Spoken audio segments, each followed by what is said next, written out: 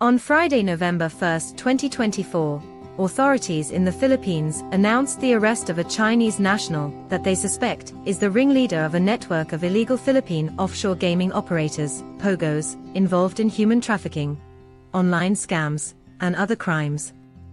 The suspect, who has been identified as Lin Xunhan, 33, was caught in a Thursday evening raid in Binan, a town in Laguna Province on the island of Luzon, according to the Presidential Anti-Organized Crime Commission, PARC.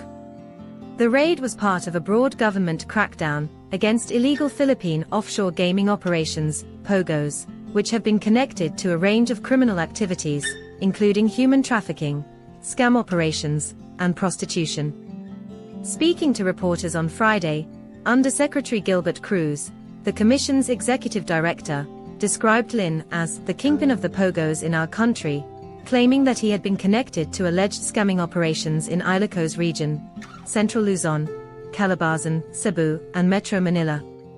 In a report submitted to President Ferdinand Marcos Jr. on Friday, PARC described Lin as the figure of significant concern within the landscape of organized crime in the Philippines. Since 2016, Dong has systematically built a network of scam farms, often employing legal businesses as fronts to obscure his illicit activities, the PARC report stated, as per a Rappler report. While some of these operations have been raided and shut down, many continue to thrive, complicating law enforcement efforts to dismantle his extensive criminal enterprise. According to Cruz, Lin's name was wanted in connection with Lucky South 99, a POGO hub in Porac, Pampanga Province, that was raided and shut down by the authorities in early June, on suspicion that it was involved in torture, human trafficking, and illegal scamming activities. Lin, who investigators also described as Liu Dong or Boss Boga, was arrested along with 12 Chinese nationals and 9 Filipino bodyguards. The PAOCC believes that Lin is also connected to scamming operations in the town of Bamban, in Tarlac Province, which have been linked to Alice Guo, the town's former mayor. Guo is the subject of an ongoing Senate investigation into her alleged involvement in money laundering and Chinese-run online scam operations in Bamban. The investigation began in May, following raids on illegal Chinese-run POGOs that were operating from properties in Bamban allegedly owned by a company belonging to Guo. One raid in March rescued 371 Filipinos and 497 foreigners, who police believe were trafficked into scam operations. The investigation into Guo, who is now detained in Pasig City after her arrest in Indonesia in early September, has been marked by a range of dramatic revelations. The largest of these is the likelihood that she is actually a Chinese national named Guo Huaping, who was born in China's Fujian province and arrived in the Philippines only as a teenager. The PAOCC this weekend announced that it has found a witness who can verify a connection between Lin and Guo, claiming that they were both involved in the sale of pornographic videos at the Porac POGO hub. The Guo case has resulted in increased scrutiny of POGOs, which are legal offshore gaming services that offer online games to non-Philippine citizens based outside the Philippines.